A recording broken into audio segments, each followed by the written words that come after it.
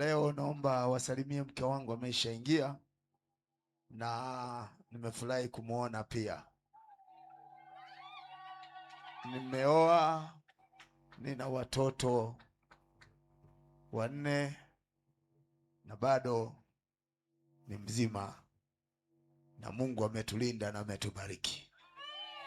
Basi awasalimie mama, kwa sababu nilikuja peke yangu, kulikuwa mambo ambayo anayaweka vizuri kule nyumbani, na leo tuko pamoja mpaka Jumapili. Karibu. Jina la Bwana libarikiwe. Bwana Yesu asifiwe. Ninawasalimu katika jina la Bwana. Ninamshukuru Mungu kwa sababu Mungu amekuwa ni mwaminifu. Asante kwa ajili ya kumpokea mtumishi wa Bwana. Mko pamoja naye. Kwanza kabisa kwa majina, mimi naitwa Neema Yohana Mwandunga. Ninamshukuru Mungu kwa kunipa kibali ili tuwepo kwa ajili ya utumishi, kwa ajili ya kumtumikia Mungu. Ninayo sababu ya kumuinua Mungu kwa sababu Mungu wetu amekuwa upande wetu. Hajatuacha, tumeendelea kumuona Mungu katika utumishi. Jina la Bwana libarikiwe. Basi muda umeenda, baba amesema yote kwamba tuna watoto tulionao. Basi kanisa la Bwana linawasalimia. Basi jioni ya leo ninakukaribisha, karibu kwa ajili ya kumpokea Yesu kama Bwana na Mwokozi wa maisha yako. Hebu kaa tayari kwa ajili ya kupokea kile ambacho Mungu amekusudia jioni ya leo. Hebu niombe. Baba mtakatifu, Mungu wetu uliye mwaminifu, wewe ni Mungu uketie mahali pa juu, mahali palipoinuka sana. Wewe ni mtakatifu uliyeziumba mbingu na nchi Bwana. Vitu vyote ni mali yako, hata mwanadamu ni mali yako.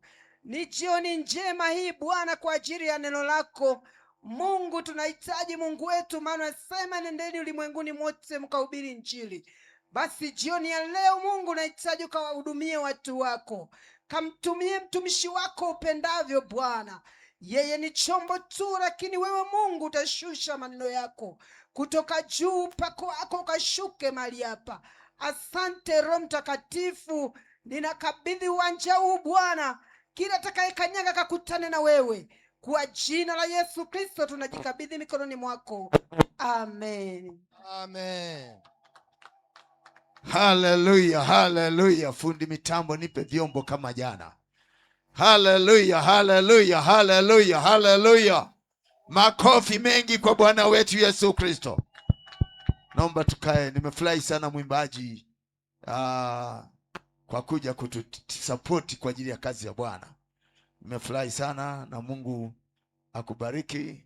Huyu ni mwimbaji wetu wa kanisa letu la TAG. Kaisha batizwa tayari.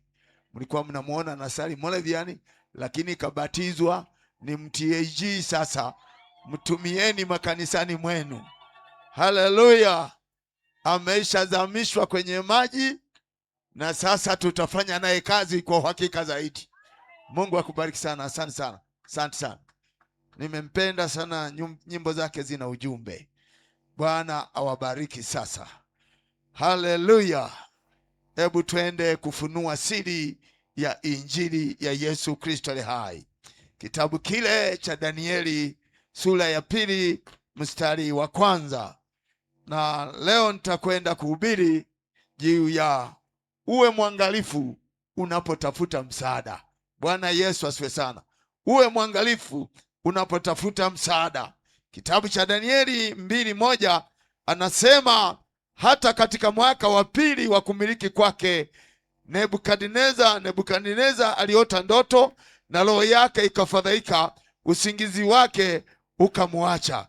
Ndipo mfalme akatoa amri kuwaita waganga na wachawi na wasihiri na Wakaldayo wapate kumweleza mfalme ndoto zake. Basi wakaingia wakasimama mbele ya mfalme. Mfalme akawaambia, nimeota ndoto na roho yangu imefadhaika hata nisijue tafasiri yake. Ndipo hao Wakaldayo wakamwambia mfalme kwa lugha ya Kiaramu, mfalme uishi milele, utuambie sisi watumishi wako ile ndoto, nasi tutakuonyesha tafasiri yake. Mfalme akajibu akawaambia Wakaldayo, neno lenyewe limeniondoka Msiponijulisha ile ndoto na tafasiri yake, mtakatwa vipande vipande na nyumba zenu zitafanywa jaa.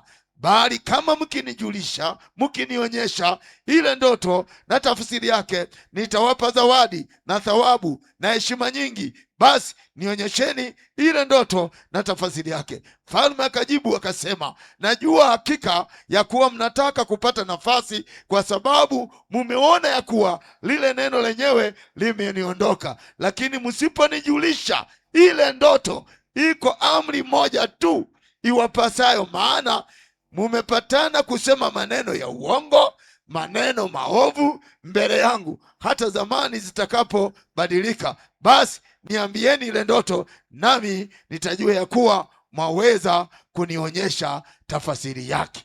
Tumpe makofi. Bwana Yesu asifiwe. Nisikilize jioni ya leo. Kuna mtu mmoja alikuwa anaitwa Mfalme Nebukadneza. Alikuwa ni mfalme katili. Alikuwa ni mfalme ambaye akitamka jambo anataka liwe vile vile. Siku moja Biblia inasema alipokuwa katika usingizi akalala, na alipolala akaota ndoto. Ile ndoto haikuwa ndoto ya ovyo ovyo, ilikuwa ni ndoto yenye jambo, ilikuwa ni ndoto yenye ujumbe. Alipoamka asubuhi akasahau, lakini roho yake ikawa inafadhaika. Ile ndoto niliyoota ya kutisha nimeisahau. Akakumbuka kwenye ufalme wake wa Kibabeli kwamba kuna waganga, kuna wachawi, kuna wasihiri, kuna wataalamu wa nyota. Akawaita akasema, wote mtatakiwa kuja ikulu, kwa sababu kuna jambo nataka niwaambie. Mara nyingi mtu akiambiwa aende ikulu huwa anafurahi. Watu wote waganga wa kienyeji wakaenda kule Babeli. Walipokuwa wameenda, maandiko yanasema walipofika mbele ya mfalme, kilichotokea, mfalme akasema, nimeota ndoto na ndoto yenyewe nimeisahau. Ninyi waganga, ninyi wapiga ramli, mnapaswa munikumbushe ile ndoto na mniambie maana ile ndoto. Wakachanganyikiwa, wakasema, mfalme, tunaomba tuambie, na sisi tutakwambia tafasiri yake. Mfalme akasema, nimeisahau ile ndoto, mnatakiwa kunikumbusha na kuniambia na kunieleza tafsiri yake, nini maana ile ndoto. Wakasema, mfalme, hakuna mtu awezaye kufanya jambo kama hilo. Mfalme akasema, msiponijulisha mtaangamizwa. Sikiliza, uwe mwangalifu unapotafuta msaada. Alikuwa mfalme anatafuta msaada wa kupata majibu yake. Aliwaita waganga, aliwaita wasoma nyota. Hii elimu ya unajimu imetoka Babeli. Wanasoma viganja, na hata hapa Dar es Salaam wako wengi wanasema nitambue nyota yako. Hii elimu ya kutambua nyota imetoka Babeli. Akasema, nataka mniambie nini maana ya tafasiri ya ndoto hiyo, mnikumbushe ndoto kisha mniambie tafasiri yake. Wakasema, mfalme, hakuna mtu aliyeomba neno kama hilo. Kataa kumwambia ukweli, akasema, msiponiambia, iko amri moja, ni nyumba zenu zitabomolewa na ninyi wenyewe mtakwenda kukatakatwa, kwa sababu mumepatana kusema uongo. Maganga ya kienyeji ni maongo, hayana majibu yako. Majibu yako yako kwa Yesu aliye hai. Haleluya, haleluya. Biblia inasema wakachanganyikiwa. Alikuwepo mtu mmoja, alikuwa ni askari, alikuwa anaitwa Arioko. Yule mfalme akasema, Arioko, hakuna mtu wa kutoka ndani ya ukuta huu. Hawa watu mpaka waniambie sababu ya ndoto ile na maana yake, na wanikumbushe. Wakisema uongo nitajua ni uongo, wakisema ukweli nitajua ni ukweli. Waganga wakachanganyikiwa, walikuwa wamebeba vibuyu vyao pale, kila mmoja anaanza kujitetea, anasema mfalme, mimi nimeanza juzi tu uganga, mimi sina utaalamu sana. Akasema hapa hamtoki mpaka mniambie tafasiri ya ile ndoto. Kila mmoja, kaganga kamoja kakainua mkono kakasema, mfalme, mbona akina Danieli na wao wanasema Mungu wao anayo majibu, wanasema Mungu wao anaweza. Biblia inasema mfalme akatoa amri, wakakamatwe nao akina Danieli walete ngomeni. Danieli hajui hili na hili, anakuta watu wanamkamata, wanamwambia uko chini ya ulinzi. Akakamatwa, akapelekwa, akachangamana na wachawi pale. Ndipo Danieli akasema, sijajua sababu ya kukamatwa kwangu. Mfalme akajitokeza akasema, nimeota ndoto na ile ndoto nimesahau, unahitaji kunikumbusha na kunipa tafasiri yake. Usiponikumbusha, wewe ni mmoja wao wa watakaouawa. Ashukuriwe Mungu tunayemtumikia, aliye na majibu ya maisha yetu, anaingilia kati mambo yaliyoshindikana. Danieli akamwambia mfalme, mfalme, mbona amri yako ina ukali namna hii? Akasema, lazima mnikumbushe ndoto na mnipe tafasiri. Danieli akasema, mfalme, neno hili hakuna awezaye kukujulisha isipokuwa Mungu wa mbinguni, na ili nikukumbushe neno hili, naomba nipe muda. Nipe muda. Hebu mwambie jirani yako, nipe muda. Haleluya. Danieli akasema, nipe muda ili nikamuombe Bwana. Nikimuomba Bwana nitaleta majibu ya uhakika. Na ndiyo maana tunaamini katika kuomba, tunaamini katika Mungu kwamba tukiomba Mungu ana majibu yetu. Hatutegemei mandunguri, hatutegemei mbailizi, hatutegemei mapiga lamli. Tunategemea tukimuita Bwana, Bwana anajibu maombi, Bwana anajibu maombi, Bwana anajibu maombi. Kwenye maombi kuna nguvu ya ajabu. Mfalme Nebukadneza akamuuliza askari yake aliyekuwa anaitwa Lioko, akasema, Lioko, tumpe muda. Akasema, mfalme, mpe. Akamwambia, tunakupa muda leo hii, kamuombe huyo Mungu wako. Kesho asubuhi hapa, wasipo tuletea majibu, ukanikumbusha ile ndoto na kunipa tafasiri, na wewe utauawa kama hawa waganga wa kienyeji. Waganga wa kienyeji wakakaa pale, wakaketishwa. Danieli akawa anafunguliwa geti, anaenda nyumbani, akawakuta wenzake watatu akina Mishaeli. Akawakuta, akasema, huko mjini kumechafuka, huko ikulu kumechafuka. Waganga wote kule mitaa hawapo, wamekamatwa wote, wako kule. Wameambiwa wamkumbushe mfalme ndoto, wameshindwa kumkumbusha, na amesema adhabu yao ni kuuawa na nyumba zao ni kuvunjwa. Na hivi mimi pia nilikamatwa, nimeomba muda ili nimuombe Mungu, Mungu anipe majibu.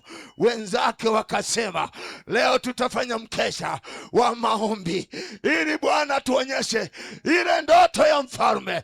Iko jambo gumu katika maisha yako, jioni ya leo tunaenda kumwomba Bwana, jioni ya leo tunaenda kumuita Bwana, jioni ya leo tunaenda kumlilia Bwana. Mungu atakutana na haja ya moyo wako, atakutana na wewe. Hata kama umehangaika, umeenda kwa waganga, umekata tamaa, yuko Mungu ajibu ya maombi. Biblia inasema Danieli na wenzake watatu walianza kumuomba Mungu, wakasema, wewe Mungu ndiye unayefunua siri za wanadamu, hakuna jambo linalojificha kwako. Danieli wakati anaomba, Mungu akamfunulia siri. Akaona lisanamu likubwa kwenye maombi. Hilo lisanamu limejengwa kwa kichwa cha dhahabu, limejengwa kwa shaba, limejengwa kwa madini ya fedha, limejengwa kwa madini ya chuma. Chuma kimechanganyikana na udongo. Akaliona lina mwangaza wa kutisha. Danieli wakati anaona wenzake wanaendelea kuomba, na yeye anaona ndoto ya mfalme. Analiona lile sanamu aliyoliona mfalme, ambalo lilikuwa linatisha, aliyokuwa amesahau. Wakati ameendelea kuona, Akashangaa, jiwe kutoka mbinguni lisilochongwa kwa mikono ya wanadamu likashuka, lile jiwe likaipiga sanamu. Ile sanamu ikasambaratika vipande vipande, ukaja upepo ukapepelusha vile vitu vyote. Ndipo Danieli akapiga kelele akasema, mfalme, Mungu amenionyesha siri yako.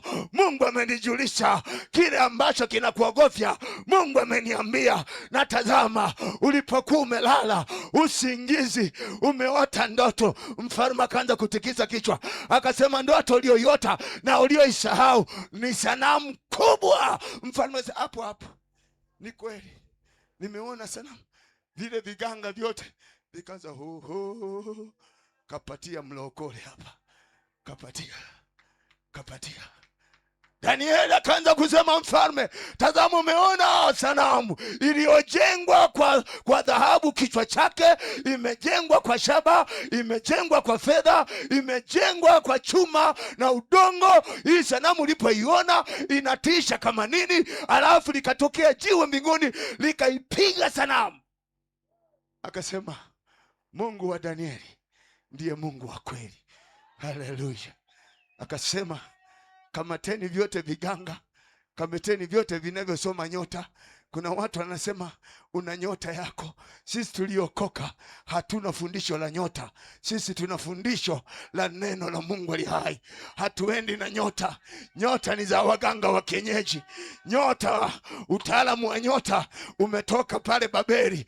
Hao wa Babeli elimu yao ilikuwa ni kusoma nyota, na ndio maana hata wakati anazaliwa Yesu Kristo waliona nyota hao watu wa mashariki. Haleluya.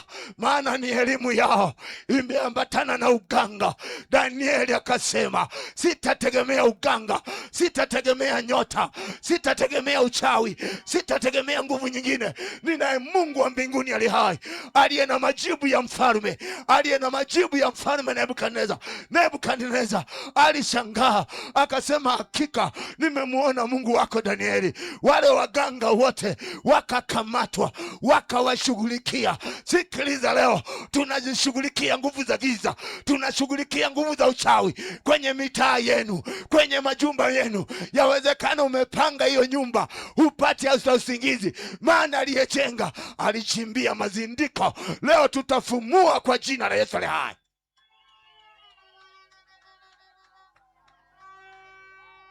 Siku moja nilikuwa nahubiri kule Mpanda. Wakati nahubiri, nimemaliza mkutano, narudi nyumbani, nikafika katikati ya barabara, nikakuta watu wamejazana upande huu, hakuna anayekatisha pale. Nikasimama mimi nataka niende, wakaniambia, mchungaji, usipite hapa. Nikasema, kuna nini? Wakasema, kuna mganga anamuogesha mtu hapa na ametutamkia, yeyote atakaye kanyaga maji ya huyu mgonjwa, ugonjwa wake utahamia kwa huyo aliyekanyaga maji. Kwa hiyo amesema mpaka malize kumuosha huyo mganga ndio tutaruhusiwa kupita. Mimi nikasema, nimepewa mamlaka mbinguni na duniani, nimepewa mamlaka ya kimungu. Napita hapo, nakatisha hapo. Nikawa nasonga mbele, wengine wanajaribu kunishika. Nikasema, sikiliza, Yesu ametupa mamlaka ya kukanyaga nguvu zote za giza. Hakuna uchawi juu ya Yakobo, hakuna uganga juu ya Yakobo. Bwana ni taifa teule. Ukishaokoka hakuna uchawi, hakuna uganga, hakuna nguvu za giza. Hey! Nisikilize, jioni ya leo yuko Mungu awezaye kukutokea, awezaye kukutendea mambo makubwa. Yupo hapa leo. Nikawa nasogea. Yule mama alipoona nimeacha watu nyuma na naenda mbele, akasema, wewe baba, usipite hapa, hawajakuambia wenzako?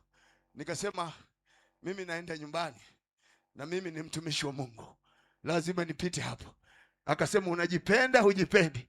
Nikasema, Yesu alinipenda toka mwanzo na nimembeba Yesu Kristo. Hakuna cha kunizuia, mbele yangu, nyuma yangu, kando yangu, hakuna cha nizuia. Napita. Hebu mwambie shetani, napita. Hebu sema, napita. Hebu sema napita, hebu sema napita. Nikaanza safari, nikawa naenda. Wakafikiri natania. Walipoona nimekaribia na yule mama yuko kama alivyozaliwa, anaogeshwa pale, akasema wewe baba, kichaa nini? Nikasema sina kichaa. Akamvuta mgonjwa wake, akamchuchumarisha kwenye kichaka, wakakaa pale. Walipokaa pale, mimi nikafika pale, nikakuta likibuyu likubwa yamejazwa maji na mkia mkubwa kama wa farasi. Nikakuta ameweka ndani ya maji, alafu pembeni ameweka na vichupa.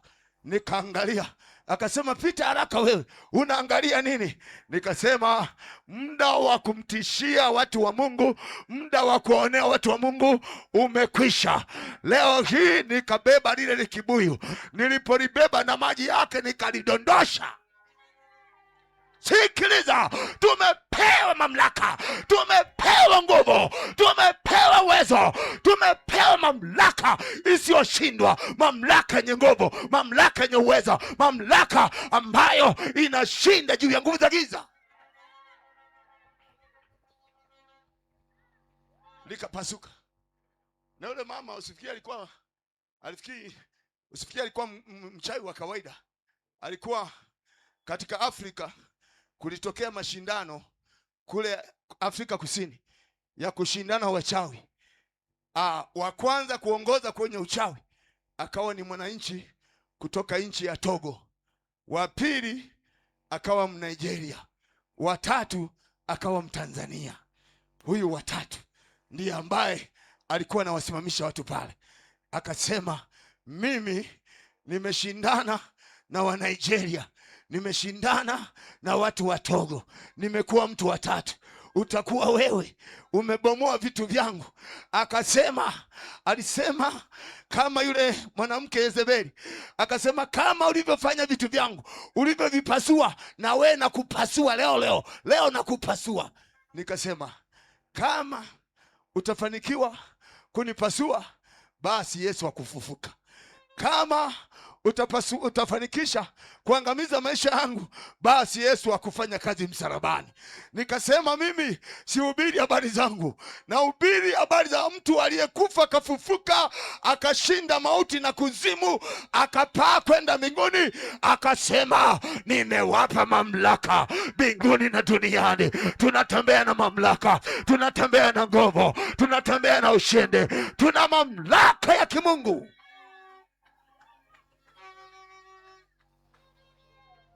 Kulikuwa na kigoda alichokuwa namketishia mgonjwa wake, kina miguu mitatu, na mimi nikakibeba kigoda cha kwenda kukaa tunapopika ugali. Nikakibeba. Wewe unaenda wapi? Ngasema hiki ni kiti tu, ila unafikiri wewe ni uchawi. Hiki ni kiti tu, mimi nakibeba naenda nacho nyumbani. Nikakibeba. Yule mama alinifuata aone ninapokaa. Akafika ninapokaa, akasema, akawakuta mama fulani walikuwa wanawake wa Kinyarwanda, tumepanga pamoja. Akasema huyu mnamfahamu? Wakasema yeye ni mchungaji. Wakasema huyo amevunja vitu vyangu pale barabarani, nataka nione chumba chake. Wale wa mama wewe si mama fulani, hicho hapo, usiende kingine, ni hicho. Wale wa mama wakanikataa. Mimi nikamwambia mama, chumba changu hiki, hili dirisha ni sebuleni, hili dirisha la chumbani. Ukiingilia sebuleni Yesu yuko, ukiingilia la dirishani Yesu yuko, ukitokea juu huku kuna moto wa Roho Mtakatifu. Sasa sijui utaingilia wapi. Sikiliza Wakristo, kama kuna kitu cha kulingia na kujivunia ni kuwa na nguvu za Bwana, ni kuwa na Mungu aliye hai, ni kuwa na Yesu aliye hai.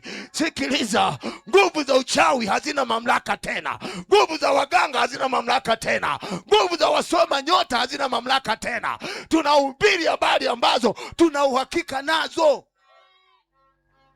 Wewe unafikiri toka nimeanza kuhubiri Jumapili hapa hawajasikia wachawi? Lakini hawawezi. Jaribu uone na kuzika. Na wengine wanahudhuria hata hapa kwenye mkutano ili aweze kuloga. Utaloga mikutano ya wanasiasa, sio mkutano wa Injili. Huu mkutano kuna moto, kuna uweza, kuna mamlaka, kuna nguvu ya Mungu itendayo kazi.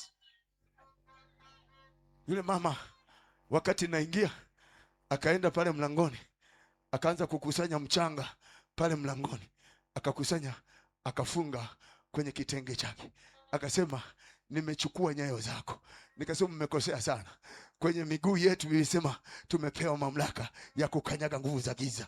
Yaani kama umechukua udongo niliokanyagwa na nguvu zako zimekanyagwa, hazina mamlaka. Nikawa naondoka asubuhi. Yule mama nataka nikwambie kitu fulani. Ukitaka ushindi katika maisha yako, mdharau shetani. Usiku kwenye saa 7:30 nikasikia kishindo kwenye bati, nikasikia kichi. Na mimi huwa nadharau. Sio kishindo chote ni cha wachawi. Mimi nikageuza nikasema kishindo cha malaika wamekuja kunitembelea. Bwana Yesu asifiwe. Sipendi kumtangaza shetani, napenda kumtangaza Yesu. Nikimfahamu Yesu kuna neema ya ajabu. Nikamdharau. Nikasema wala sina sababu, kwani kishindo chote ni cha wachawi. Kuna kishindo cha nguvu za Mungu, kuna kishindo cha malaika, kuna kishindo cha Yesu Kristo. Nikasema hicho kishindo hicho, mimi nahisi malaika wa Bwana amekuja kunitia moyo nilipolala. Nikaendelea kulala. Kamdharau shetani, kamwambia uwezi chochote. Nilipolala asubuhi saa 11 naamka, nakuta mwanamke amekaa amechuchumaa mlangoni. Nikamwambia mama, unafanya nini hapa? Akasema wewe baba, nyumba yako hii ni ajabu. Hii nyumba wakati nataka niingie, hii nyumba inawaka moto mpaka kwenye mawingu. Hakuna mahali pa kuingilia. Vimeshikamana nyumba hii na mawingu. Nikasema mbona imeishia hapo? Akasema imeshika mawingu na nyumba nzima inawaka moto. Yesu ni moto, Yesu ni moto, Yesu ni moto, Yesu ni moto. Nikasema kumbe Mungu yuko pamoja na mimi. Haleluya, haleluya. Yule mama akabaka na shangaa. Nikamwambia ni mawili, ukubali kuokoka ama nikuombee ufe, maana mchawi hastahili kuishi, Biblia imesema. Yule mama akasema naomba nisamehe, sitaloga tena mlokole, sitaloga tena, ninyi ni waajabu sana. Akasema ile jana uliposhika kile kibuyu niliona umeshika moto, ule moto unalipuka alafu naona haungui. Nikasema sisi ni wale, ni kabila lile lakini Danieli na Meshaki wanaingia kwenye moto ufanyi kazi, wanaingia kwenye simba hawali watu. Huyu ndiye Mungu tunayemtumikia. Haleluya. Wewe unafanya mzaha. Na ndio maana tunamwambia uokoke. Ukiokoka, wengine hapa mnaogopa hata kwenda vijijini kwenu, kwa sababu kienda kijijini kwenu unaogopa watakuloga. Mimi siku moja nilienda nyumbani, nikafika nyumbani, nimenunua nyama pale Tukuyu. Nikamwambia mama nataka ya kuchoma tu. Mama akasema we unataka kuniletea watu hapa wakisikia harufu tu hatutalala. Nikasema nakula na hakuna wakuloga. Kana choma mama pale. Anachoma. Kapita baba mmoja pale amenuna. Mnachoma nyama hapa. Sasa wengine mnatupa harufu. Nikasema ya kuhusu. Kama unataka kaa ule. Lakini mambo ya kusema hayakuhusu. Mama akasema huyo baba ni mbaya huyo. Ni mbaya. Nikasema hakuna kama Yesu. Yesu ni mbabe juu ya nguvu za giza, hashindagwi na jambo. Nikamwambia mama usiogope, Mungu tuliyemwamini ana mamlaka ya kutulinda. Tuna hakika tunalindwa na nguvu za Mungu, na ndiyo maana tunahubiri bila uoga, tunatangaza bila uoga, kwa sababu tunamjua Yesu ni kimbilio, ni msaada, ni ngome imara. Na ndiyo maana wale wote waganga wa Babeli walishindwa, lakini Mungu wa Danieli akaleta majibu katika maisha. Unateswa na magonjwa, unahangaika, unakimbilia kwa waganga wenyewe hawana majibu yako. Yuko Mungu awezaye kujibu shida yako. Yuko Mungu awezaye kukusaidia. Yuko Mungu anaweza kukutetea. Wengine mmeenda mbali sana, na ninyi wanadamu muwe na akili. Unaenda kwa mganga wa kienyeji kule milimani, tunaenda, biashara zangu haziendi. Yeye mwenyewe hana hela, yuko kwenye kibanda, alafu akupe hela wewe nani yake? we nani yake. Na ndio maana wenzako tumegundua siri. Tukitaka kuinuliwa, tukitaka kubarikiwa, tunamng'ang'ania Yesu, tunamuita Yesu. Yesu anakuwa baraka, Yesu anakuwa mlinzi, Yesu anakuwa mtetezi. Nilikuwa nahubiri juzi pale Sumbawanga, mama mmoja wamemtupia mapepo ya kuiba vitu kwenye maduka ya watu. Sasa akaja kwenye mkutano akapambana na Yesu. Wakati tunayatoa yale mapepo, yanasema jamani, msitutoe, tumewekeza kwa ajili ya kuchukua hela kwa watu. Tukasema tunawatoa na tukayatoa yale mashetani. Kesho yake nikakutana na yule mwanamke akasema, yani mliponiombea ile roho alikuwa unaweza kufungua duka usimuone, yeye anachukua hela za mauzo. Tunasema okoka utaki.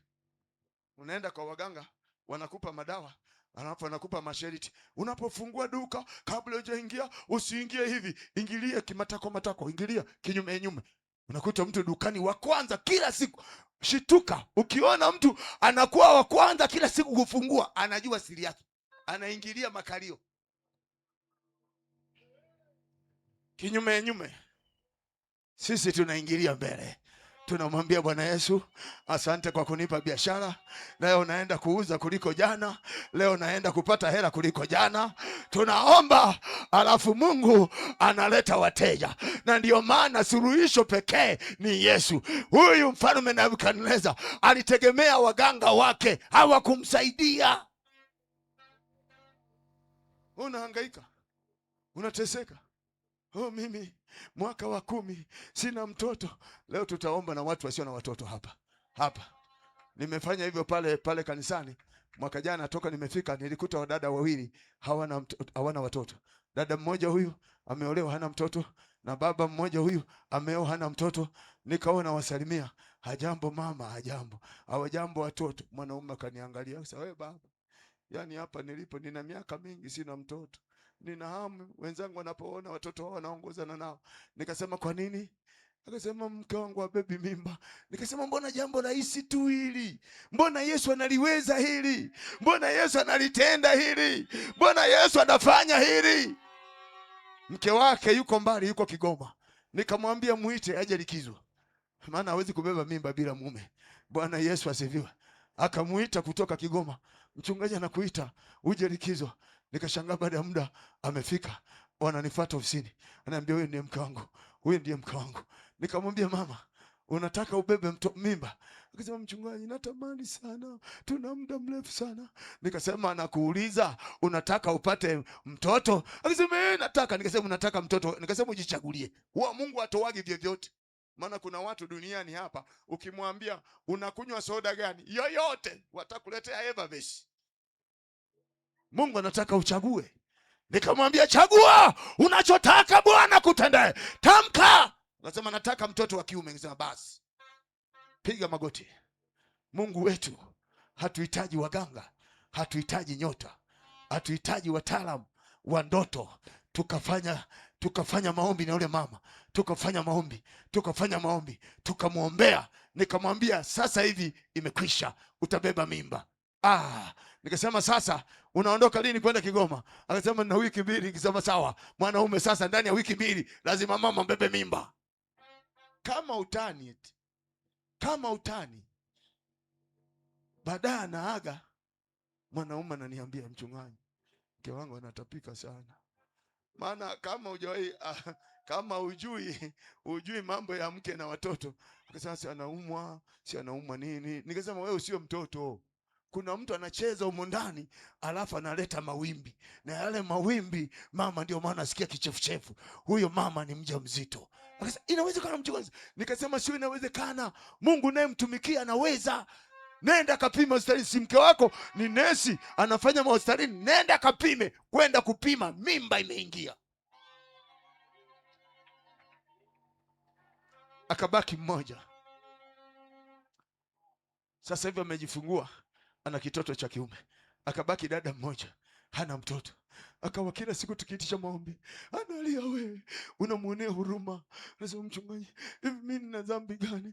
Mwenzangu nimebaki peke yangu kanisani, mimi wote wana mtoto hapa, siwezi. Nikasema nataka nikuombee, Mungu anakwenda kukupa mtoto. Ilikuwa miezi 2 iliyopita. Nikaweka mikono nikamwambia muda huu utabeba mimba.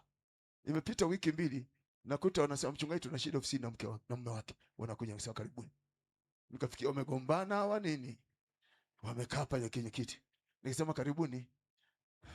Mwanamke vile vile. Nikasema vile vile vipi? Vile vile ulivyoomba. Nini kimetokea? Ni mjamzito. Nikasema huyu ndiye Mungu ajibuye maombi. Haleluya! Iko nguvu ndani ya jina la Yesu.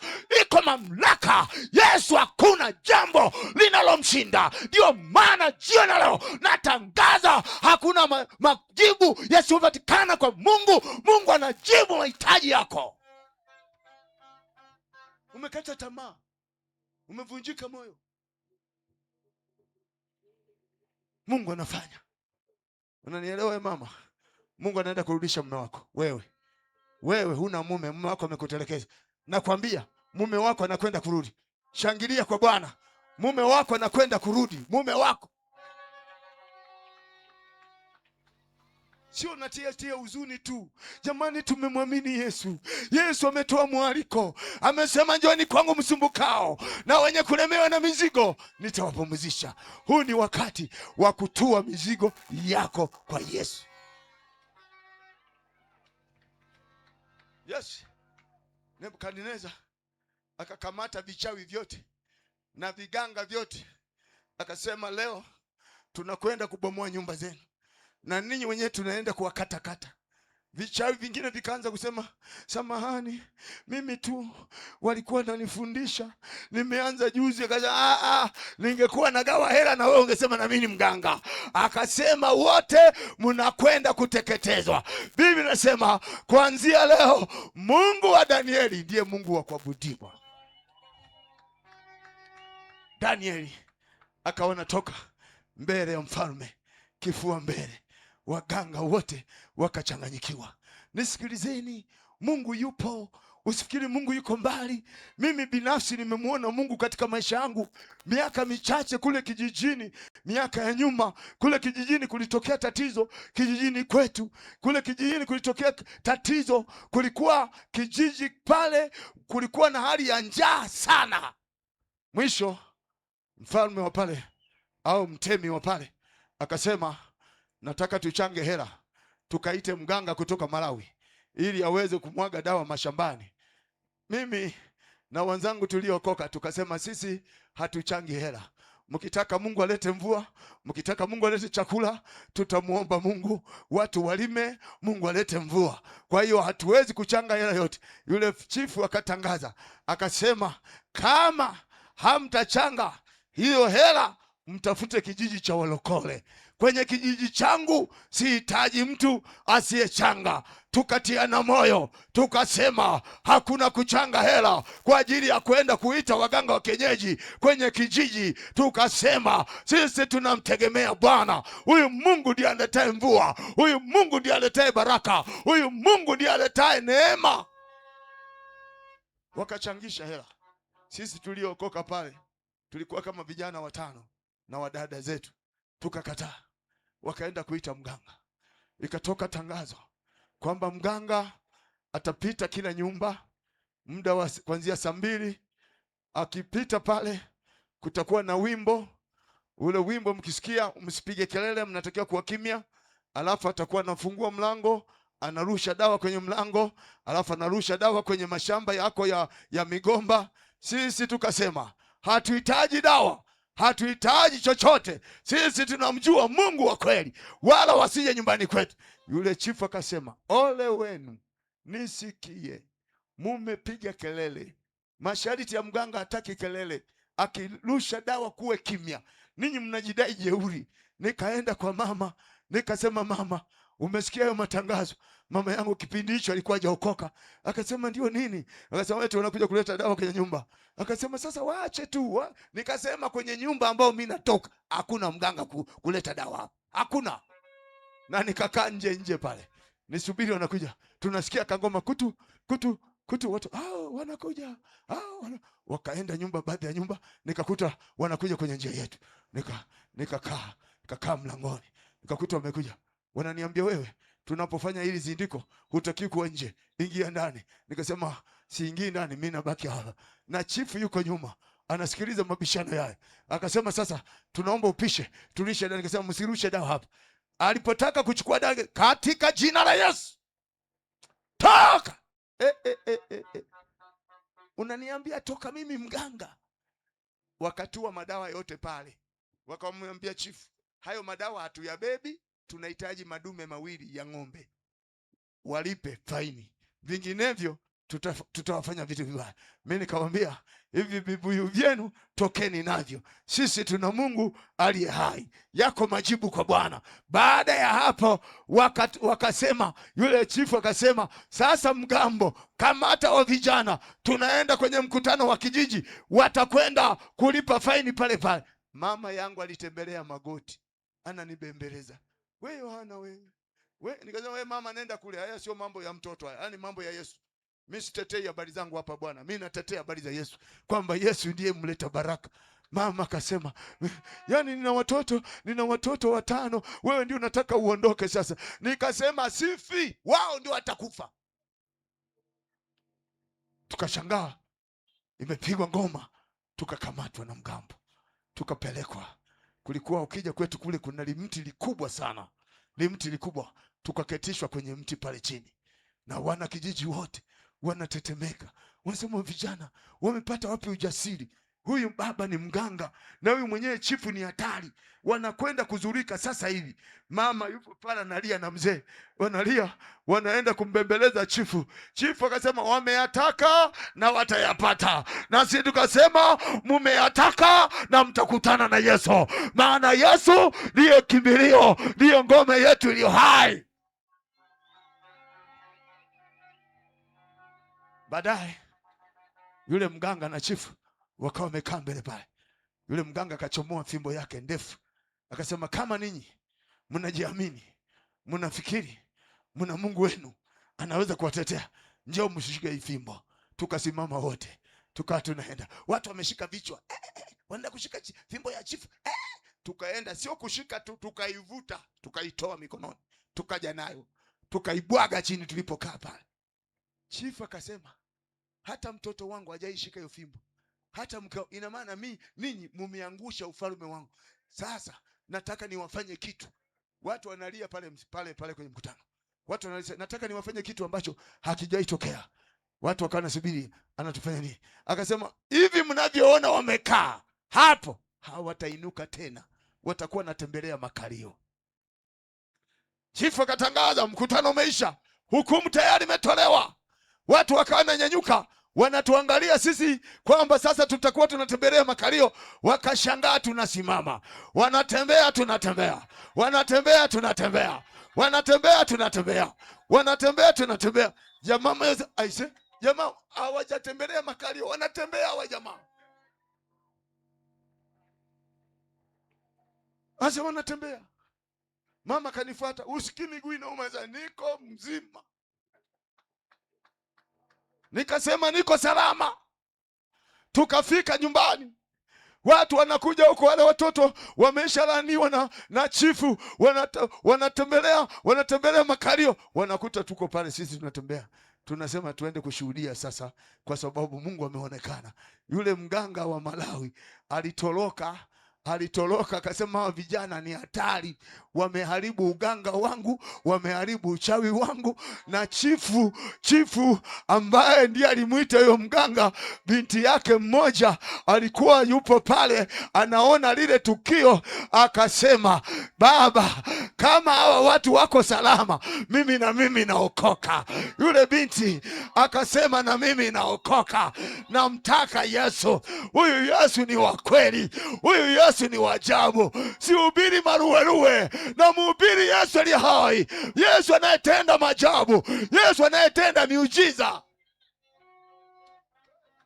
Tukawa tuko salama.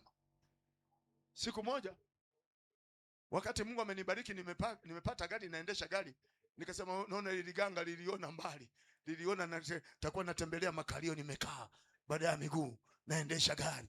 Haleluya, haleluya. Sisi walokole huwa hatulaaniki. Yaani ukinilaani Mungu anageuza laana zinakuwa baraka. Ndio maana Mungu ni mwema Na kuanzia pale kijiji kizima wakaanza kutuogopa, wakasema vijana hawa sio wa kawaida. Kijiji kizima wakawa natetemeka. Baadaye mimi kiliniuma, nikaenda kwa mwenyekiti wa kijiji. Yule baba alikuwa mlokole wa Kiluteri wa Faraga. Nikamwambia, ninyi mnaharibu watu. Akasema nini? Nikasema, yani kwa nini kwenye kijiji fulani wanaita mganga ete baadaye kuhamasisha watu walime, baadaye kuhamasisha watu wafanye kazi, mnaita waganga? Akasema nani huyu? Nikasema kule kwenye kijiji. Wakamkamata yule baba chifu, weka ndani. Alafu kesho yake nikaenda kumuona. Vipi mzee? Nchi ya walokole. Walokole. Mmeninyang'anya kila kitu walokole. Nikamwambia mwenyekiti, huyu ni mtu mzima, si akafia huko. Mtoe huko ndani. Nikamwambia baba, tunakutoa. Ila sasa sisi tunatamani mahali pa kusalia, mmetunyima hata eneo tujenge hata kikanisa. Akasema kwani mnataka wapi? Akasema tunataka eneo fulani. Akasema nawapa. Ndio chanzo cha kuingia kanisa kule kwetu. Kulikuwa na jeuri. Watu walikuwa jeuri. Wakikuona umeokoka wanatema mate. Lakini sasa hivi Yesu ameheshimiwa. Haleluya. Yesu ameheshimiwa. Nebukadneza alitafuta wachawi wampe majibu, ikashindikana. Lakini alipomuita Daniel akamwambia, Mungu amenionyesha kuna sanamu umeota usiku. Hii sanamu inatisha kama nini. Akasema, Danieli, ni kweli. Alafu aliona jiwe zisizochongwa kwa mikono ya wanadamu, likaipiga ile sanamu, na lile jiwe wanasema ni Yesu Kristo, ambaye atasambaratisha falme za wanadamu, atausimamisha ufalme wake. Haleluya. Falme za wanadamu zisambaratika, lakini ufalme wa Yesu utasimama imara. Na ndio maana leo tunatangaza ufalme wa Yesu, kwamba tubuni na kuiamini Injili, maana ufalme wa Mungu umekaribia. Unataka kuokoka? Mbona kuokoka raha? Wenzako tunatembea tunamwamini Mungu. Mimi nimeishi Sumbawanga miaka 27, sijairogwa. Na nimewahubiri. Juzi nimeenda kuhubiri, tukamkuta dada mmoja, miaka ya nyuma nilikuwa nahubiri, nimetangaza kwenye redio, nikasema wachawi wote na wahitaji. Nina mkutano hapa kwenye uwanja wa kanisa. Wale wadada walikuja wawili, wachawi wawili. Wameingia kanisani wanakuja kuloga. Sasa sisi hatujui. Tunamwambia ni wageni, tunawakaribisha, wakawapa viti vya mbele pale. Kumbe tuchawi, tumama tuwili. Wakati huo ibada imeanza ya sifa na kuabudu, tukakuta wanaanza kusikia kizunguzungu. Washirika wangu walikuwa wanatoka, wakasema hawa mama hawa wamekuja eti kupambana na wewe. Nikasema kamata. Tukakamata. Mama mmoja akataka kukimbia, tukakamata. Akasema jamani, samahani, nilikuja kupambana na ninyi, lakini kwenye ibada zenu hizi kuna nguvu za Mungu zisizo za kawaida. Wakati wanaimba waimbaji, nimesikia kizunguzungu na kichefuchefu. Sasa hivi ngoja niseme. Tukasema sema kwa jina la Yesu, tunakuapisha, sema. Akasema mimi ni mchawi, nimekuja kuloga na nina vitu vyangu vya kutosha vya uchawi. Kuna kijana mmoja, baba mmoja wa Kichaga, tukamwambia nenda kabebe vitu vyake. Wakaondoka na gari, wakaenda kubeba vitu vya ajabu, mailizi mengi, madawa mengi, tukayamwaga nje. Akasema msiteketeze. Tukasema tunateketeza. Kazi ya shetani kuziteketeza zote. Tukanunua mafuta, tukazichoma moto zile dawa. Kuna kidude kililipuka, unafikiri risasi kilienda juu, na yule dada akadondoka akapoteza fahamu. Tukaomba naye akapata ufahamu, akasema niko tayari kuokoka. Baada ya kuokoka tukambatiza, akajazwa Roho Mtakatifu, akawa anaimba kwaya. Haleluya. Akawa naimba kwaya, kwa sababu Yesu ni kiboko cha nguvu za giza. Hata kama umeshindikana, ukimwamini Yesu, kwa Yesu inawezekana. Unahangaika na ushirikina na mapepo. Nimeenda Dar es Salaam, na nashukuru kuna mshirika wangu wa Dar es Salaam yuko pale. Nadhani unajua ushuhuda huo. Nikaenda kwa mama mmoja anaitwa Mama Ana kule niko kwa nakaa kule. Wakati nafika Dar es Salaam nikawa natembelea washirika, ni wafahamu washirika wa hilo kanisa. Nimefika kwa mshirika mmoja nikakuta kuna kuku mweupe wamemweka mlangoni, alafu na maandishi ya Kiarabu, alafu chini ya kuku wameweka hela. Nafika pale namwambia Mama Ana, mbona umeweka kuku hapa mlango? Akasema, wewe baba mchungaji, usipite huko, toka asubuhi hatujapita huo mlango, tunapita wauani. Nikasema nini? Akasema ni wachawi hawa, wameweka tego, wameweka na hela, wameweka na maandishi ya Kiarabu. Nikachukua ile kuku nikambeba, maana amekufa. Kuna mto karibu na nyumba yake unaitwa mto Gide. Nikatupa ile kuku, nikachukua ile maandishi ya Kiarabu, sijui kusoma Kiarabu, nikachana, nikachukua pale, nikakuta kuna hela za 10,000 nikaweka mfukoni. Haleluya. Nikaweka mfukoni. Nikamwambia mama, nilikuwa sina hata hela eti. Nimeacha hela kidogo nyumbani, kumbe Mungu amenileta kwako nipate hela. Anasema hizo hela mchungaji, sio hela za kawaida, ni hela za mashetani. Nikasema nimesoma, zimeandikwa hela halali kwa malipo. Haleluya. Na kama ni halali basi nazichukua. Nikabeba hela, nikaenda Mabibo, nikanunua ndizi, nikanunua kuku, zingine zobaki nikaweka mafuta kwenye gari. Nikampigia simu ile mama, nikasema kesho naja tena, kama wameweka naja tena, nataka kubeba tena pesa. Nikachukua pesa. Sikiliza, tumepewa mamlaka ya kukanyaga nguvu za giza, ya kuharibu nguvu za mashetani. Ndani ya Yesu kuna mamlaka. Kapeleka chakula, kachinja kuku mama, kalosti, tukawa tunakula. Yule mama anasema, mchungaji huyu jamani anataka kuniletea baraa huyu. Tena mgeni amefika juzi, anataka aseme kwamba alienda kwa Mama Ana alafu amekufa. Hatufagi. Sikiliza, hata ukisikia nimekufa mimi, sifi kwa kulogwa, nakufa kwa sababu wakati umefika, sio kwa kulogwa.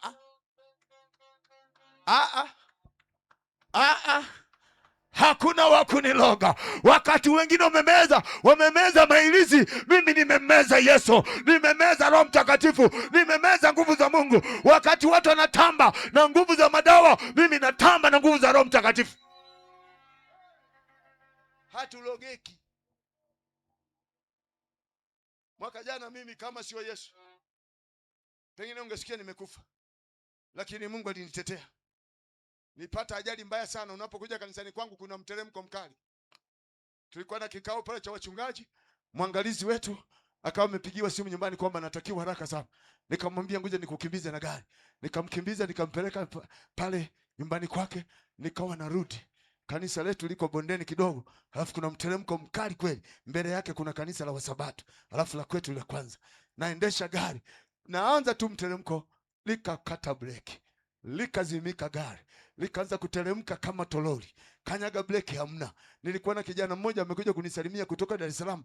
Gari kabla lijachanganya, nikamwambia fungua mlango, luka haraka sana. Huku tunakokwenda hakuna usalama. Mimi nikifa sio shida, nina watoto, nina mke. Wewe umetoka kuoa juzi, huna uzao, huna watu wengine, mimi na watoto. Luka, mchungaji acha tu tuwe wote. Nikasema no. Nikamsukumia nje. Akaona gari linaloteremka. Nilipokuwa nakaribia eneo la kanisa, kulikuwa na jukwaa la mkutano limejengwa. Nikajua nitaenda kugonga lile jukwaa, kwa vyovyote gari litapoa litasimama. Niligonga, ni kama nimegonga mabua. Gari lilipaa juu kwenda urefu wa nguzo ya umeme pale. Kule kanisa la wenzetu liko bondeni. Gari likapaa likaenda kupiga bati la Wasabato, likaviringika. Niko ndani mule limelala. Kuna vijana wako karibu na gereji, wakasema mchungaji tayari habari yake imeisha. Wanakimbia kule, na kuna wachungaji walikuwa wamebaki pale, wanakimbia, wanasema mchungaji ameshafariki. Mimi niko mle ndani, niko kimya. Kashangaa wamevunja mlango, wananichomoa, wananipeleka hospitalini. Nikamwambia jamani, hakuna nilipovunjika. Washirika wanalia, taarifa zinapigwa huko, mchungaji wa TAG amefariki. Jamani, sitakufa kwa kulogwa, nina nguvu za Mungu aliye hai. Wakaanza kutoa historia kwamba hili kanisa alikuwepo mchungaji fulani, amekufa, na mchungaji mwingine alipata ajali hapa hapa akafariki. Mtoto wa watu hajamaliza hata miezi na yeye wanaua. Nikazinduka nikasema mimi silogwi.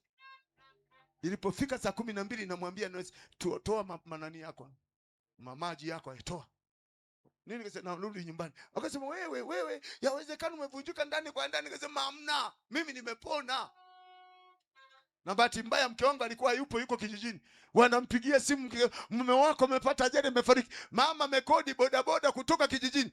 Anafika pale anakuta natoa macho. Mama, mimi niko salama. Na Jumapili nikatandika injili. Nikawa mzima. Watapanga kushindana, hawatashinda.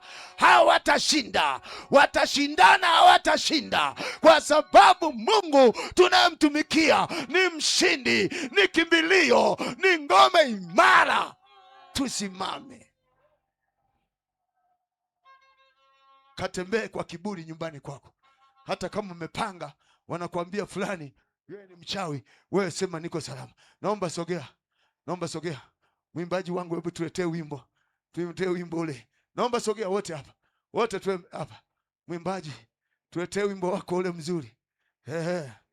Tuletee wimbo wa wazazi. Wazazi Bwana wametuzaa ili tumtumikie Mungu. Namshukuru Mungu, mama yangu ameshaokoka sasa. Anampenda Yesu. Lakini mwanzoni alifikiri mchezo wakati nasema nimeokoka. Anampenda Yesu. Nashukuru Mungu kwa wema wake. Njoo hapa, acha kuongea na wake za watu bwana. Njoo hapa. Sogea. Wewe unaongea na mke wa mtu vipi? Wengine mnapenda kuongea na wake za watu, kuongea na mke wako huwezi. Unaongea, unaangalia macho chini. Mwanaume. Naomba tusogee. Mwimbaji uko wapi? Weka wimbo wako. Kabla sijaanza maombezi, nataka kwanza tumsifu Mungu. Nashukuru sana na mwanangu, nimemwona mwingine mwimbaji uko wapi? Ameondoka. Yes. Lakini una ahadi, unamwambia uje Tukuyu, umeingia mitini. Kaweke sawa ratiba. Nikuone kule. Na mwezi wa 11 ni mkutano mkubwa sana. Tutakuwa na kina Upande Nkone na nyie na wahitaji. Tumeandaa mkutano wa kutikisa mji. Mkutano mkubwa wa Injili. Tumeandaa pale. Tutakuwa na waimbaji. Naomba uje na wewe.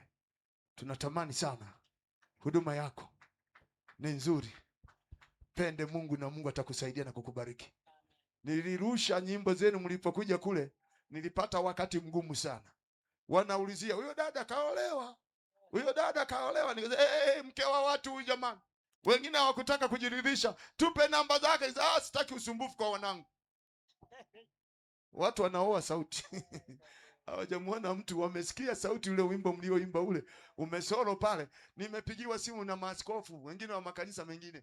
Tunaomba tuulizie huyo dada, hicho kipawa kimeolewa au bado? Wanataka kuoa wakupeleke Dar es Salaam. Wengine wa Mwanza tunataka huyo dada tuambie ameolewaje. Nikasema huyu ni mama ana watoto. Wengine sema ni mama mchungaji eti. Nikasema pengine mnamtabiria. Huduma ukifanya katika roho inagusa watu. Asante sana. Nyie mama, wewe mwimbaji wa kwaya unakaa na watu nyuma. Hebu sogea huku bwana. Karibu baba. Karibu, tunataka tumsifu Mungu. Tumsifu Mungu. Karibu sana. Wewe mrusha mitambo huko, hebu changamka. Rusha mitambo na nyinyi mmekaa mbali kweli. Lete wimbo, nataka tumalizane watu hapa offline. Wamuone Mungu kupitia uimbaji. Kumbe ni baba na mama, muwe mnawakumbuka na wazazi nyumbani. Mnakula tu viti moto huku nyumbani kule kunavuja. Huu wimbo kusaidia leo kampigie na simu mama. Bwana Yesu asifiwe sana. Mpigie simu mama na kushukuru mama kwa kunilea. Wengine walitulea kwa shida, lakini tukifanikiwa tunawasahau wazazi. Hata kumtumia hata 5,000 ni kazi. Hebu tukumbushe bwana. Vipi rafiki? Kila mtu anacheza. Hallelujah.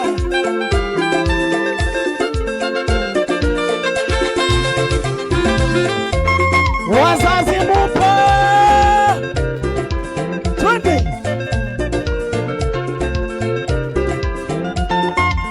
Hallelujah.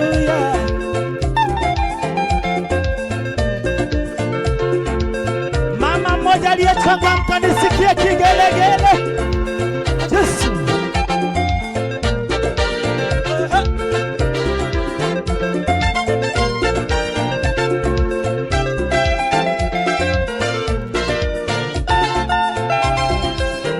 Baba na mama, ninawashukuru kwa malezi yenu kwangu mazuri. Mmenilea na kunifundisha nimjue Mungu. Oh, asante. Mmenilea niwe na upendo kwa watu wote. Oh, asante. Mmenilea nisinyanyapale wasiojiweza. Oh, asante. Baba na mama, ninawashukuru kwa malezi yenu kwangu mazuri. Mmenilea na kunifundisha nimjue Mungu. Oh, asante. Mmenilea niwe na upendo kwa watu wote. Oh, asante. Mmenilea nisinyanyapale wasiojiweza. Oh, asante. Kwa sababu yenu ninaonekana mbele za Mungu. Kwa sababu yenu wazazi, ninaonekana mbele za watu. Kwa sababu yenu ninaonekana mbele za Mungu. Kwa sababu yenu wazazi, ninaonekana mbele za watu. Twende tuimbe wote. Asante Wazazi. kwa malezi mazuri. Asante wazazi kunitunza vizuri. Asante wazazi kwa malezi mazuri. Asante wazazi kunitunza vizuri. Asante wazazi kwa malezi mazuri. Asante wazazi kunitunza vizuri. Haleluya. Ongeza tone la kofi yetu. Haleluya. Haleluya.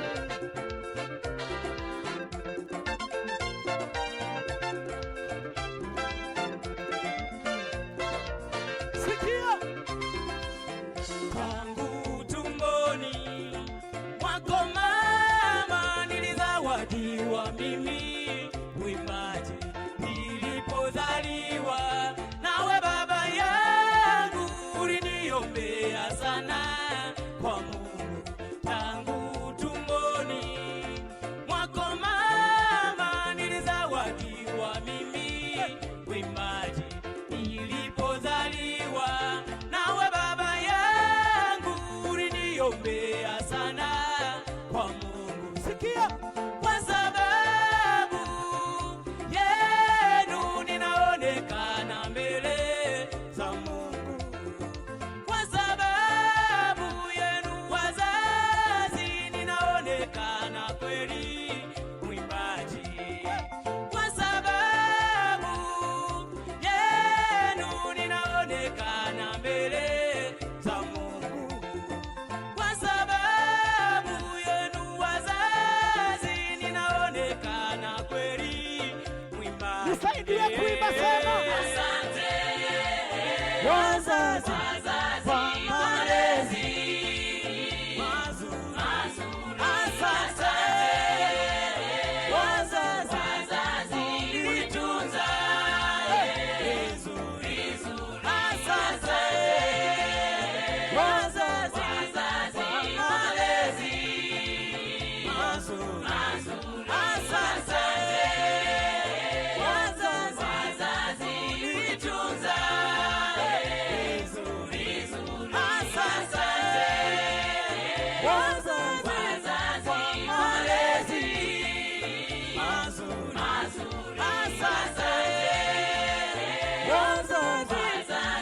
nitunza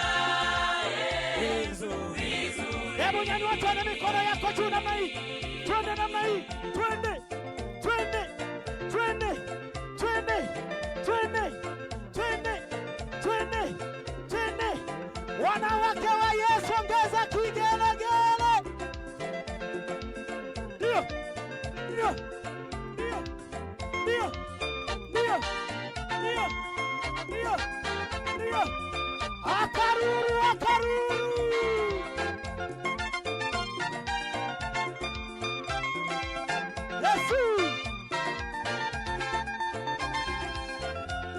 Ninakusihi mwenzangu, usiwadharau hao wazazi, unapunguza baraka za maisha toka kwa wazazi. Hata kama wazazi ni masikini, wewe rizika nao. Ukiwadharau wazazi ni laana kubwa mbele za Mungu. Ninakusihi Kijana mwenzangu, usiwadharau hao wazazi, unapunguza baraka za maisha toka kwa wazazi. Hata kama wazazi ni masikini, wewe rizika nao. Ukiwadharau wazazi ni laana kubwa mbele. wapende wazazi wako. Kwa sababu ya wazazi ulionekana wewe duniani. Kwa sababu ya wazazi unaonekana wewe maarufu. Kwa sababu ya wazazi unaonekana wewe tajiri. Twende tuime tumalize. Asante Wazazi. kwa malezi mazuri. Asante wazazi kunitunza vizuri. Asante wazazi kwa malezi mazuri. Asante wazazi kunitunza vizuri. Asante wazazi kwa malezi mazuri. Asante wazazi kunitunza vizuri. Mshukuru Mungu kwa makofi yako. Mshukuru Mungu kwa makofi yako. Haleluya. Ndio. Ndio. Yesu akatunza familia yako. Ndio. Ndio. Ndio. Ndio. Ndio. Wamama wenye kigelegele cha maana. Amen. Haleluya, haleluya, haleluya. Nipe vyombo, naona mmekata sauti. Haleluya, haleluya, haleluya. Naomba utulie hapo hapo, naomba utulie. Nataka nimwombe Mungu unapoenda nyumbani leo. Hapo umewazomea wachawi, umewakanyaga. Sasa usifikiri hawapo hapa, wapo, na tunataka unapoondoka hapa uondoke na ushindi wa Mungu. Fumba macho yako, hata kama wanakuonea kijicho hawatakupata usiku wa leo. Mungu atakufunika na mbawa zake, atakufunika na mkono wake. Damu ya Yesu inenayo mema itasimama kwenye malango ya mimo ya nyumba yako. Kila roho ya mauti itapisha, maana malaika wa uzima atalinda maisha yako. Unasema mhubiri, nataka niombee sasa, na muhitaji Mungu. Ukiwa umefumba macho, naomba nyosha mkono wako wa kulia, nyosha mkono wako kulia, nyosha mkono wa kulia, nyosha mkono wa kulia, nyosha mkono wako. Nasema mchungaji, na muhitaji Yesu aweze kunitetea katika maisha yangu. Wewe uliyenyosha, naomba sogea hapa na mimi nateremka hapa tukutane, alafu niombe na wewe. Naomba sogea hapa. Wahudumu wako wapi? Sogea na mtu. Njoo dada pale, njoo pale, njoo. Siogope. Mbona wakiwaita vijana wa kiume mnakimbilia haraka? Sasa Yesu anakuita, mwanaume mzuri, mwanaume wa kweli, mwanaume wa kweli. Yesu anakuita na Yesu anakutaka, Yesu anakupenda, anajali maisha yako. Asante kaka, wewe uliyepita hapa mbele, asante, kwa sababu maisha yetu ni mafupi sana. Juzi nilikuwa naongea na kijana mmoja, ananiambia yule mama ambaye mchungaji ulikuwa unaongea naye alishaondoka. Maisha ya mwanadamu ni mafupi, wala hatuna siku nyingi. Laiti ungelijua, wakati mwingine unapanda basi, unapiga simu, munipokea hapo stendi ya Magufuli, hujafika hata Iringa, gari linaporomoka. Wanasema yule ndugu ameisha fariki. Nakumbuka baba, kijana mmoja alikuwa ameenda kuchukua tena hapa Mbeya, alikuwa na biashara za kuuza raba hizi za kuvaa, alikuwa anauza raba. Akawa amepiga simu huko mbele huko, anampigia mke wake, anasema nikukute dukani, nimeleta mzigo. Baada ya muda simu ikawa inaita, haipokelewi. Simu inaita, haipokelewi. Anapiga mke wake, hapokei simu. Kumbe wamkutana na lori, lile lori limepita juu yao, limevunja. Hakuna anayejulikana pale. Wadai wanatangaza kuna ajali imetokea. Yule mama akaondoka hapa mjini kwenda, alikuja kutambua jaketi la mume wake, sura haijulikani iko wapi, tumbo halijulikani liko wapi. Wakaona wanaokota tu, wanajaza kwenye mfuko. Maisha yetu ni mafupi sana, siku zetu ni fupi sana. Huijui kesho yako, hata jioni huijui, kwa sababu maisha ni fumbo, yamefichwa machoni pako. Laiti ungelijua, ungelitubu, ungemwambia Yesu, naomba unisaidie, ili siku nikiondoka katika dunia hii niwe na uhakika na maisha yako. Naomba fumba macho yako, alafu nifuatishe maneno haya. Sema, Bwana Yesu. Sema, Bwana Yesu. Bwana Yesu, ninakuja mbele zako. nakuja mbele zako. Mimi ni mwenye dhambi. Naomba unisamehe Bwana.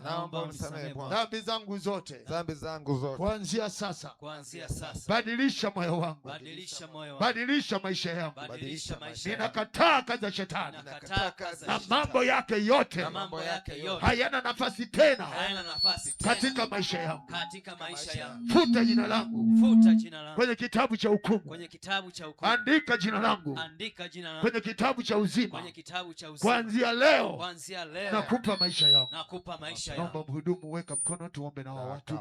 Baba, katika jina la Yesu, katika jina la Yesu, tunasimama na watu hawa ambao Bwana umepita pembeni kuyatoa maisha yao kwako Bwana, kwamba Bwana ubadilishe maisha yao kwa jina la Yesu.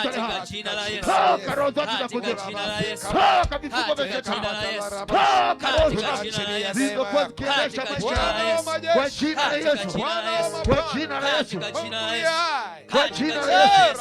Roho zote za giza toka kwa jina la Yesu, toka kwa jina la Yesu, katika jina la Yesu, katika jina la Yesu, katika jina la Yesu, toka kwa jina la Yesu, toka roho, katika jina la Yesu, badilisha maisha, katika jina la Yesu, haya toka kwa jina la Yesu, toka kwa jina la Yesu, toka kwa jina la Yesu, toka kwa jina la Yesu, toka kwa jina la Yesu, toka kwa jina la Yesu, toka kwa jina la Yesu, toka kwa jina la Yesu. Kwa jina la Yesu, kwa jina la Yesu, kwa jina la Yesu, kwa jina la Yesu, kwa jina la Yesu, kwa jina la Yesu, kwa jina la Yesu, kwa jina la Yesu, kwa jina la Yesu. Toka kwa jina la Yesu, toka kwa jina la Yesu, toka kwa jina la Yesu, toka kwa jina la Yesu, toka kwa jina la Yesu, toka kwa jina la Yesu, toka kwa jina la Yesu, toka kwa jina la Yesu, toka kwa jina la Yesu, toka kwa jina la Yesu, toka kwa jina la Yesu, kwa jina la Yesu, kwa jina la Yesu, kwa jina la Yesu, kwa jina la Yesu, kwa jina la Yesu, kwa jina la Yesu, toka kwa jina la Yesu, toka kwa jina la Yesu, toka kwa jina la Yesu, funguka, funguka kwa jina la Yesu, funguka kwa jina la Yesu, funguka kwa jina la Yesu, funguka kwa jina la Yesu, funguka kwa jina la Yesu, funguka kwa jina la Yesu. Haya haya haya haya haya haya haya haya haya haya haya haya haya haya haya haya haya. Toka kwa jina la Yesu. Toka kwa jina la Yesu. Toka kwa jina la Yesu. Funguka. Funguka. Funguka. Funguka. Funguka. Kwa jina la Yesu. Kwa jina la Yesu. Kwa jina la Yesu. Toka. Toka. Jeuru. Jeuru. Jeuru. Jeuru. Kwa jina la Yesu. Kwa jina la Yesu. Kwa jina la Yesu. Kwa jina la Yesu. Kwa jina la Yesu. Kila vifungo vilivyokufunga, vifungo vilivyokufunga tunavifungua katika jina la Yesu. Katika jina la Yesu. Katika jina la Yesu. Katika jina la Yesu. Katika jina la Yesu. Katika jina la Yesu. Katika jina la Yesu. Funguka. Funguka. Funguka. Funguka. Funguka. Funguka. Funguka. Funguka. Funguka. Kwa jina la Yesu. Kwa jina la Yesu. Kwa jina la Yesu. Toka kwa jina la Yesu. Toka kwa jina la Yesu. Toka kwa jina la Yesu. Toka kwa jina la Yesu. Funguka. Usimtese tena. Funguka. Usimwangushe kwenye moto tena. Funguka. Usimwangushe barabarani tena. Kwa jina la Yesu. Leo. Kwa jina la Yesu. Yes. Kwa jina la Yesu. Akuweke Tangaza huru ukombozi. leo. Tangaza ukombozi. Katika jina la Yesu. Katika jina la Yesu. Katika jina la Yesu. Katika jina la Yesu. Katika jina la Yesu. Tulia hapa Ngome usitoke. zinaanguka. Kuna kitu Ngome zinaanguka. Kuna vitu. Ngome zinaanguka. Leta hapa. Ngome zinaanguka. Leta hapa. Katika jina la Yesu. Leta hapa. Katika jina la Yesu. Katika jina la Yesu. Leta. Katika jina la Yesu. Jina la Yesu. Katika jina la Yesu. Paka ndani yake. Katika jina la Yesu. Paka ndani yake. Kwa Katika jina jina la la Yesu. Yesu. Paka ndani yake. Katika jina la Yesu. The name of Jesus. Funguka. Jina la Kawe Yesu. huru. Kwa jina la Yesu. Kwa jina la Yesu. Beba, toa Kwa hizo jina la pepo. Yesu. Toa Kwa hizo jina la shetani. Yesu. Kwa jina la Yesu. Kwa jina la Yesu. Hakuna mashetani hapa tena. Funguka. Kwa jina la Yesu. Funguka. Hama. Funguka. Funguka. Funguka. Funguka. Kwa jina la Yesu. Toka kwa jina la Yesu. Toka kwa jina la Yesu. Toka kwa jina la Yesu. Toka kwa jina la Yesu. Toka kwa jina la Yesu. Toka kwa jina la Yesu. Toka kwa jina la Yesu. Haya. Toka. Toka kwa jina la Yesu. Mwachie. Katika Haya. jina la Yesu. Katika jina la Yesu. Katika jina la Yesu. Funguka. Toka. Funguka. Toka. Funguka. Mwachie. Funguka. Toka. Funguka. Toka. Funguka. Toka. Funguka. Raboto. Funguka. Toka. Funguka. Funguka. Funguka. Mwachie. Funguka. Toka. Katika jina la Yesu. Haya. Toka. Katika jina la Yesu. Toka. Kwa jina la Yesu. Toka kwa jina la Yesu. Toka kwa jina la Yesu. Toka kwa jina la Yesu. Toka kwa jina la Yesu. Toka kwa jina la Yesu. Toka kwa jina la Yesu. Funguka. Funguka. Funguka. Katika jina la Yesu. Kwa jina la Yesu. Jina la Yesu. Paka rocha. Jina la Yesu. Paka kwa jina la Yesu. Jina la Yesu. Paka na Jina la Yesu. Paka kwa jina la Yesu. Funguka. Jina la Yesu. Kwa jina la Yesu. Kwa jina la Yesu.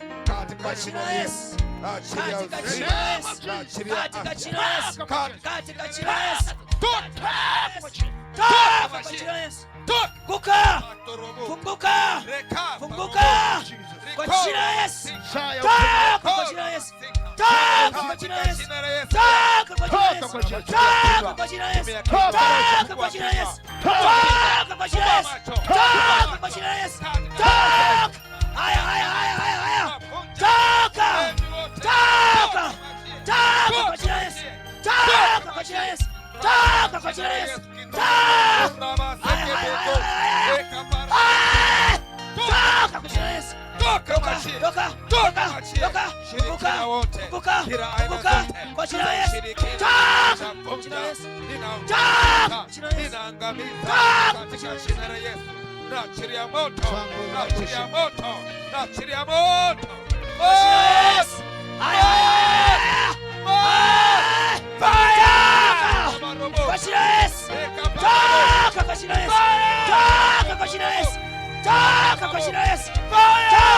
jina la Yesu. Toka kwa jina la Yesu. Funguka. Funguka. Funguka. Funguka. Funguka. Funguka. Funguka. Funguka. Funguka. Kwa jina la Yesu. Wengine hapa. Pokea uzima. Pokea uzima. Pokea uzima. Pokea uzima. Toka. Leo. Toka. Pokea uzima. Kwa jina la Yesu. Yesu akuweke uzima. Yesu akufungue. Yesu akuweke uzima. Pokea uzima. Kwa jina.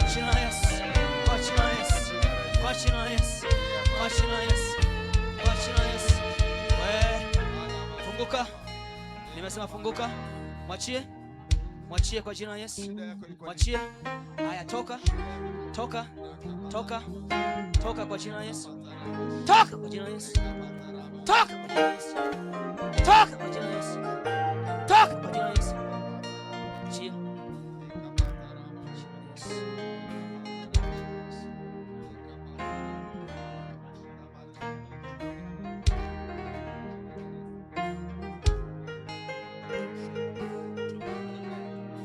Mwachie.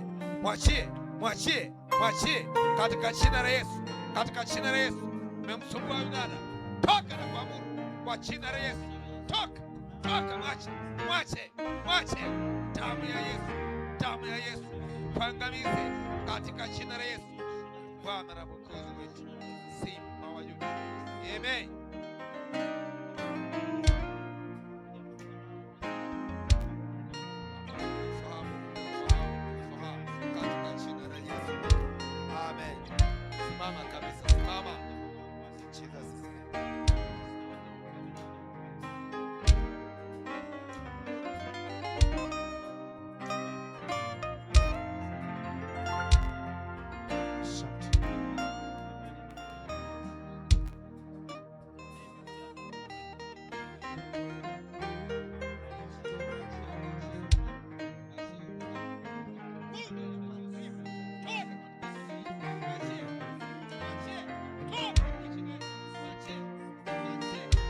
Haleluya.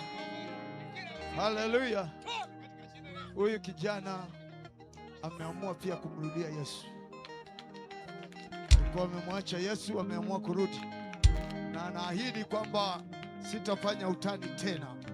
Nimeamua kumrudia Yesu. Amen. Alikuwa nasali hapo miaka nyuma akaacha na akasema kajiingiza kwenye mambo mabaya, lakini baada ya kusikia neno ameamua kumrudia Bwana.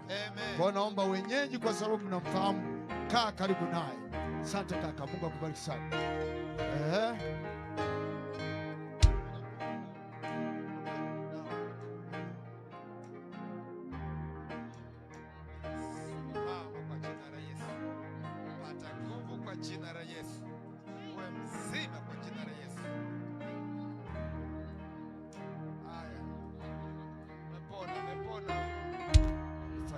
Sema Yesu. Sema Yesu.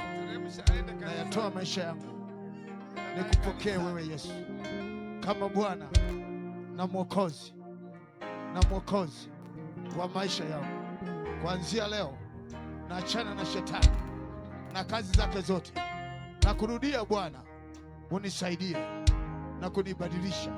Futa jina langu kwenye kitabu cha hukumu, andika jina langu kwenye kitabu cha uzima. Bwana, nisaidie, nitakase kwa jina la Yesu. Naomba nibadilishe. Naomba maiki, sauti inaua hii na sauti iko chini, sijui kuna nini kinaendelea. Baba, katika jina la Yesu, katika jina la Yesu, katika jina la Yesu, toka roho chafu, toka roho zinazo shika maisha ya kijana, toka ndani yake, toka ndani yake, toka ndani yake, toka ndani yake. Na kuanzia leo uyabadilisha maisha yake. Ameamua kuokoka na kuachana kazi za shetani. Toka sasa. Yesu akuweke huru na akufungue kwa jina la Yesu. Amen. Amen. Huyu kijana alikuwa na sali Moravian, ameamua kumpa Yesu maisha yake. Naomba msaidie. Asante sana. Mama, nini kinakutesa? Nini kinakusumbua? Mwanamke shujaa, naachia nguvu za Mungu juu yako, naachia moto. Mashetani yaliyokutesa miaka mingi, leo hii kwa heri, kwa heri, kwa heri. Toka ndani yake, toka ndani yake, toka ndani yake. Kuanzia leo umewekwa huru leo. Mwachie. Makofi kwa Yesu. Sema Baba Mungu, Yes, niko mbele zako. kafunguliwe mama. Na Nirudi shangaa, nyuma. mbona shangaa? Nakuhitaji tena. Unashangaa nini? Kurejea Bwana Yesu. Eh? Asante kwa sababu Asante jamani, umenikubali. mama namshukuru Yesu Siku hii ya kwa leo machozi. kunirejesha Yesu tena kaisha mfungua, katika jina la Yesu Yesu. kaisha mponya, Nisamehe, Yesu kaisha mfungua. nisamehewe mambo yote niliyoyatenda kinyume na kusudi lako, na saa hii narejea. Naomba hisani yako unibarikie, nifunguliwe, nitembee katika wewe, nisirudi nyuma Nawekwa tena. huru, Kuanzia sasa hakuna kuteseka mpaka tena. utakaponichukua, katika Asante jina la Yesu Yesu. kwa uponyaji na Baba, uzima. katika jina la Thank Yesu, you, fungulia Jesus. haya. Namweka huyu kijana mikononi mwako. Kimetoka, Naomba rehema yako Bwana kilichokuwa iendelee kuwa kinakukaba ndani yake. kimetoka. Kwa kuwa wewe ni Mungu Hakuna wa kukaba maagano. maisha yako Na tena. kila aliyeagana na wewe Uwe mzima. hatapenda na kurejea tena kufanya dhambi. Amen. Katika jina la Yesu Kristo. Makofi kwa Yesu, uliye mtenda Bwana na miujiza. Mwokozi wake. Mlinde Watu wanafunguliwa, na kuhifadhi. watu Na fadhila wanapona, zako ziwe nyingi watu juu yao. wanawekwa huru. Katika jina la Yesu. Haleluya. Amen. Kesho kesho tutakuwa na kwaya nyingi kutoka mjini na kutoka Tukuyu pia zitakuwepo, lakini pia tutakuwa na maombezi kwa wagonjwa kwa muda mrefu. Waleteni wagonjwa na wenye shida. Leo imekuwa siku ya uponyaji, wengi wamefunguliwa hapa. Yule dada pale kafunguliwa, yule kaka pale kafunguliwa, yule pale mwingine kafunguliwa, yule mdada naye kafunguliwa. Hebu njoo hapa, hebu njoo hapa. Naona umekaa kiasara. Na saa 4 tutakuwepo pale kwenye maombezi kanisa. Mwanamke, naachilia nguvu za Mungu juu yako, naachilia moto, naachilia moto. Waliokutesa na kukuonea, waliokutaka kuangamiza maisha yako, waliokutupia majini, toka kwa jina la Yesu, toka kwa jina la Yesu. Mashetani hayana nafasi tena, Mwachie. Mwachie. tena. Mwachie. Toka Kwa kwa jina jina, la Yesu. toka kwa jina la Yesu, toka kwa jina la Yesu. Roho chafu za kila aina, maroho maaba, hama kwa jina la Yesu. Baba, katika jina la Yesu. Haleluya. Hakuna mashetani tena. Amen.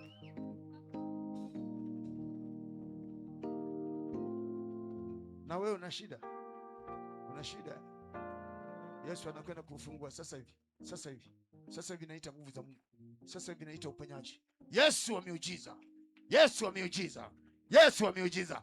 Toka maradhi yoyote, toka magonjwa yote, toka vifungo vya shetani vinavyomtesa huyu mwanamke, toka kwa jina la Yesu, toka kwa jina la Yesu. Yesu akuweke huru kuanzia leo. Natangaza kufunguliwa. Amen. Saa 4 tukutane pale kesho saa 4. Umepona mwanamke? Umeshapona? Ehe mama, nini? BP. Haya, kwa heri BP. Kwa heri. Kwa heri BP, kwa jina la Yesu. Achia mapigo ya mwanamke huyu. Achia mapigo yake. Achia BP. Kwa jina la Yesu. Kuanzia leo BP yake ikawe nomo. Ikawe nomo. Ikakae sawa. Toka BP. Toka magonjwa yoyote ndani yake. Toka magonjwa ya moyo. Yamwachie leo. Na kuanzia leo BP yako itakuwa nomo. Itakaa sawa. Uwe mzima kwa jina la Yesu. Makofi kwa Yesu Kristo. Kesho tutaomba na wengi. Leo wengi wamepokea uponyaji, wengi wamefunguliwa. Saa 4 tukutane pale asubuhi. Tutakuwa tukisikiliza shida za watu na kuomba nao. Saa 4 asubuhi. Na tunaamini Mungu atakuhudumia kwa namna kipekee. Na Mungu akubariki. Karibu mchungaji. Basi ngoja niwaombee wakati mnaondoka, ili msafiri salama kwenda majumbani kwetu. Baba, katika jina la Yesu, Mungu liye mwema, tunayo sababu ya kusema asante kwa kuwa Bwana umewahudumia watu wako, na saa hii tunaondoka kwenda majumbani. Bwana, tembea nao kama ulivyowaleta, walinde na kuwahifadhi sawasawa na kusudi lako, wazunguke Bwana uliye mwema, sawasawa na jinsi ambavyo Bwana walikuja, katika jina la Yesu Kristo. Wafike salama na siku ya kesho wakukumbuke wema wako, katika jina la Yesu ninaomba na kushukuru. Amen. Amen. Amen.